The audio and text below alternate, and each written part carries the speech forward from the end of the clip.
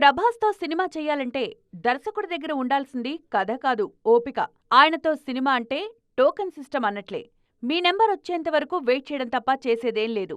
3-4 ఏళ్లకు సరిపోయే ప్రాజెక్ట్స్ అన్నీ సెట్ చేసుకున్నారు రెబల్ స్టార్. దాంతో దర్శకుల్లో వాళ్లలో వాళ్లకి పోటీ తప్పట్లేదు.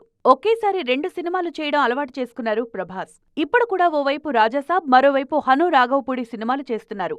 వీటి తర్వాత స్పిరిట్తో సందీప్ వంగా స్క్రిప్ట్ పట్టుకుని సిద్ధంగా ఉన్నారు. అన్నీ కుదిరితే అక్టోబర్ నుంచే ఈ చిత్రం సెట్స్ పైకి రానుంది. అదే నెలలో బాహుబలి ది ఎపిక్ కూడా విడుదల కానుంది. స్పిరిట్ తర్వాత కల్కి 2, సలార్ 2 ఉంటాయి. వీటిలో కల్కి 2పై క్లారిటీ ఇచ్చారు నాగ్ అశ్విన్.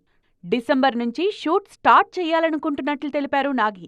కాకపోతే కల్కి 2లో చాలా భాష నటులున్నారని, అందరి డేట్స్ కుదిరినప్పుడే సినిమా సెట్స్ పైకి తీసుకొస్తామంటున్నారు ఈ దర్శకుడు. రిలీజ్ డేట్ ఎప్పుడనేది ఇప్పుడే చెప్పలేమంటున్నారు నాగశ్విన్. డేట్స్ దొరికితే షూటింగ్ తక్కువ సమయంలోనే అయిపోతుందని, కానీ పోస్ట్ ప్రొడక్షన్ కోసం మాత్రం చాలా టైం పడుతుందంటున్నారు నాగశ్విన్. మరో 2 ఏళ్లలో ఈ సినిమాని తీసుకొచ్చే ప్రయత్నం చేస్తానన్నారు. కానీ ఖచ్చితంగా మాత్రం చెప్పలేకపోతున్నారు ఈయన. ఈ లెక్కన కల్కి 2 రిలీజ్ 2027లోనో 2028లోనో ఎక్స్పెక్ట్ చేయొచ్చు.